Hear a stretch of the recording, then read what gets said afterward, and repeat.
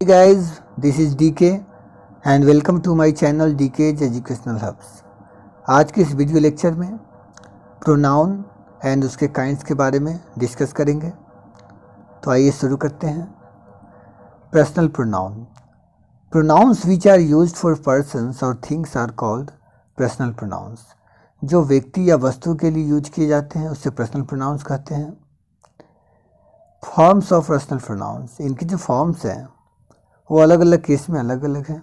जैसे nominative case, जब subject के रूप में ये होते हैं I, we, you, he, she, दे।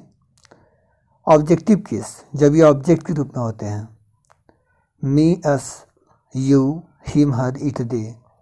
और पजेसिव केस, जब ये संबंध या अधिकार बताते हैं, शो करते हैं, जैसे my, mine, our, ours, your, yours, his, her, hers, its, their, theirs. Note ये करके रखना है आपको दिमाग में कि कुछ ऐसे वर्ड्स हैं जैसे कि mine, ours, yours, his, theirs are also used as possessive pronouns. कुछ ग्रामर में इसका प्रयोग पजेसिव प्रोनाउंस के रूप में भी होता है। और my, our, your, his, her, its and their are also used as possessive adjectives, और इनका प्रयोग पजेसिव एडजेक्टिव के रूप में होता है। और पजेसिव एडजेक्टिव जो भी हैं उनके बाद नाउन होता है। जैसे दिस इज़ माई पेन, इसमें आप देख रहे हैं पेन के पहले क्या है, माई। अब माई के बाद क्या है, पेन, एक नाउन है। तो यहाँ पर माई क्या है, एक पजेसिव एडजेक्टिव है। दिस पेन इज़ माइन, यहाँ माइन के बाद कोई नाउन नहीं है तो ये क्या है, एक प्रोनाउन है। उसी प्रकार दिस बुक इज़ हिज, यहाँ पर हिज के बाद कोई नाउन नहीं तो हिज क्या होगा, pronoun. This is his book, his के बाद एक नाउन है बुक, तो यहाँ पर ये हो जाएगा एडजेक्टिव। तो इसको ध्यान रखें, हिज दोनों में यूज होता है। हमने शॉर्ट में फॉर्मूला भी लिख रखा है, my plus noun equal to possessive adjective, और माइन इज बराबर है पजेसिव प्रोनाउन। सेंटेंस 2 में हिज पजेसिव प्रोनाउन है और his plus noun possessive adjective है। तो इन बातों को अच्छी तरह से ध्यान रखें कि इनका प्रयोग पजेसिव प्रोनाउन और पजेसिव एडजेक्टिव के रूप में भी होता है। नेक्स्ट टॉपिक है हमारा रिफ्लेक्सिव प्रोनाउन। रिफ्लेक्सिव प्रोनाउन उसे कहते हैं जिसमें कोई कर्ता, कोई सब्जेक्ट जो काम करता है उसका जो इफेक्ट होता है, प्रभाव, वो उस सब्जेक्ट पर ही पड़ता है। इनमें जो भी वर्ड है my, your, her, him, it, इनमें सेल्फ लगाया जाता है क्योंकि ये सिंगुलर होते हैं। आवर, योर, देम, ये प्लूरल होते हैं, इनमें सेल्फ लगाते हैं।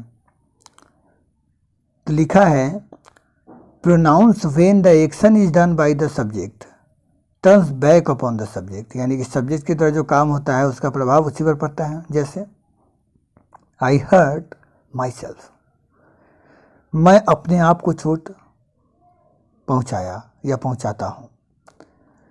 तो बच्चों, इसमें चोट पहुंचाने का काम जो हुआ वो किस पर हुआ, मुझ पर ही हुआ। तो मैंने जो काम किया चोट पहुंचाने का, उसका प्रभाव किस पर पड़ा, मुझ पर बच्चों। तो ये क्या होगा आपका, माई सेल्फ, एक रिफ्लेक्सिव प्रोनाउन हो जाएगा।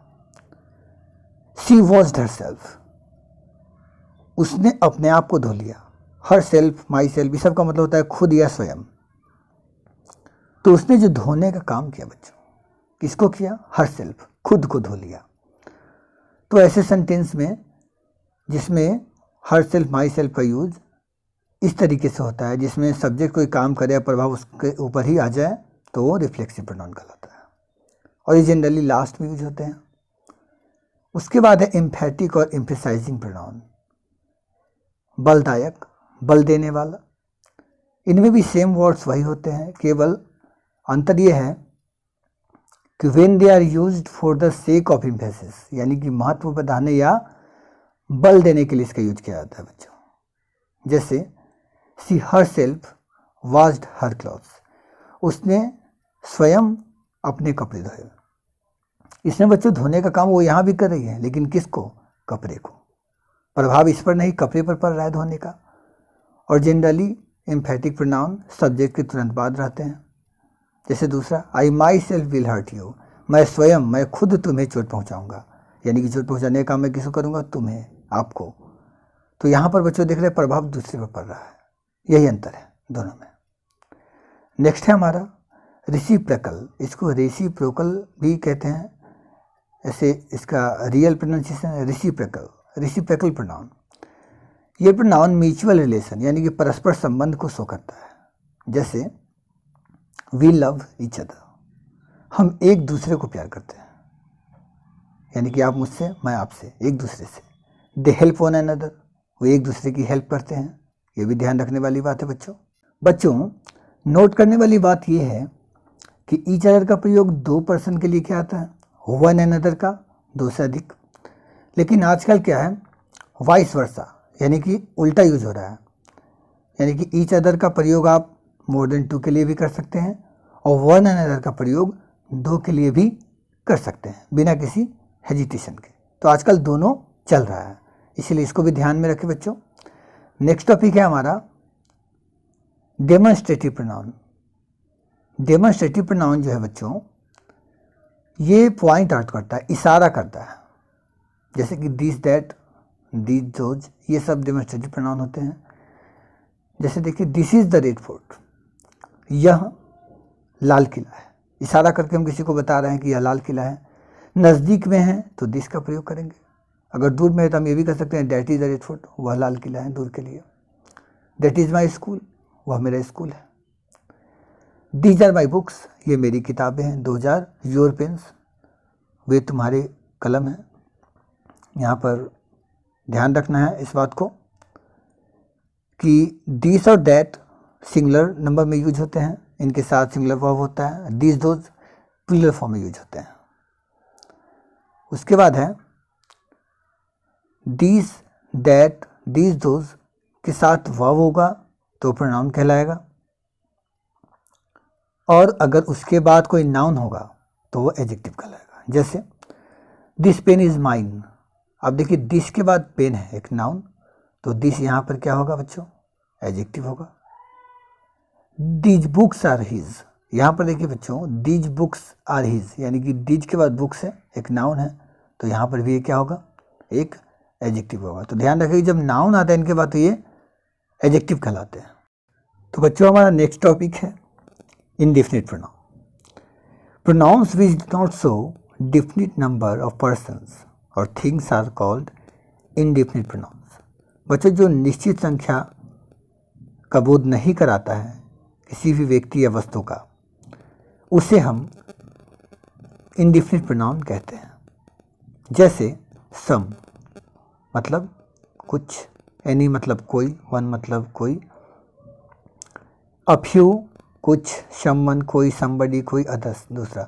तो बच्चे इसमें कोई भी निश्चित संख्या का बोध नहीं होता है। जैसे देखिए डू गुड टू अदर्स, दूसरों के साथ भला करो, तो दूसरा का जो संख्या है निश्चित नहीं है। समवन इज कमिंग, कोई आ रहा है, अब वो कौन है ये पता नहीं है, अननोन है। One should do once duty, किसी व्यक्ति को अपना काम करना चाहिए। तो बच्चों वन, समवन, अदर्स, इनमें जो ये वर्ड्स हैं सेंटेंस में, ये सब इंडेफिनिट प्रोनाउंस कहलाते हैं।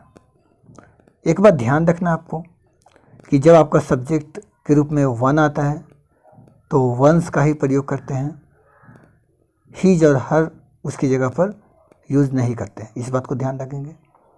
बच्चों इंट्रोगेटिव प्रोनाउन वैसे प्रोनाउन को कहते हैं जिससे प्रश्न पूछने का काम होता है। जैसे व्हाट इज योर नेम, इसमें वर्ड क्या है, एक इंट्रोगेटिव प्रोनाउन है। हु आर यू, हु एक इंट्रोगेटिव प्रोनाउन है।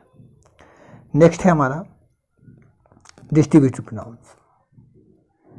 Pronounce which refer to persons और things one at a time are called distributive pronoun. तो बच्चों वो प्रोनाउन जिनका किसी पर्सन को रेफर करने, प्रस्तुत करने में, उसके बारे में बताने में, या थिंग्स जो है उसको रेफर करता है वन एट ए टाइम, एक बार में एक ही, वो प्रोनाउंस डिस्ट्रीब्यूटिव कहलाते हैं। जैसे each, every, every one, either, neither, इसको ईदर नीदर ही पढ़ते हैं बच्चों। Every one of the students gets a prize, every one मतलब हर एक स्टूडेंट जो था, तो हर एक विद्यार्थियों ने जो है क्या पाया, प्राइज मतलब गिफ्ट, उपहार। Either of you can do it, मतलब आप दोनों में से कोई इसे कर सकते हैं। नेक्स्ट एग्जाम्पल है हमारा neither of them wants to go. मतलब उन दोनों में से कोई नहीं जाना चाहता। तो बच्चों आइदर मतलब होता है दोनों में से कोई एक, और नाइदर का मतलब होता है दोनों में से कोई नहीं। ईच एवरी का मतलब होता है प्रत्येक। तो ध्यान रखेंगे बच्चों, इनके बाद हमेशा सिंगुलर वर्ब का यूज होता है। सिंगुलर, जैसे वांट्स, गेट्स आपने देखा। उसके बाद है रिलेटिव प्रोनाउन। रिलेटिव प्रोनाउन जो होते हैं बच्चों, ये कंजंक्शन की तरह जोड़ने का काम करते हैं, और साथ में जो नाउन इनके पहले आता है उसके बारे में भी कुछ बताते हैं। देखिए कैसे बच्चों, I know the girl who is standing there. मैं उस लड़की को जानता हूं जो वहां खड़ी है। She has found the ring which she lost yesterday. उसे वह रिंग मिल गया, या उसने उस रिंग को खोज लिया है जिसे उसने कल खो दिया था। This is the book that she give me. ये वही किताब है जो उसने मुझे दिया। तो बच्चों इसमें हु, विच और डैट, ये जो एग्जाम्पल्स हैं ये आपके रिलेटिव प्रोनाउंस के एग्जाम्पल हैं, और उसके पीछे जो नाउन देख रहे हैं आप, गर्ल, रिंग, बुक, ये सब उसका एंटीसीडेंट है जिसके बारे में बताता है कि आई नो द गर्ल, उस लड़की को जानता हूं जो वहां खड़ी है। लास्ट है हमारा एक्सक्लेमेटरी प्रोनाउन बच्चों। A pronoun which is used as an exclamation is called an exclamatory pronoun. तो बच्चों जिसका प्रयोग एक्सक्लेमेशन यानी कि विस्मयादि बोधक के रूप में होता है उसे कहते हैं एक्सक्लेमेटरी प्रोनाउन। जैसे what, you don't know Ambani, क्या तुम अंबानी को नहीं जानते। What, he lost his mobile, क्या उसने अपना मोबाइल खो दिया।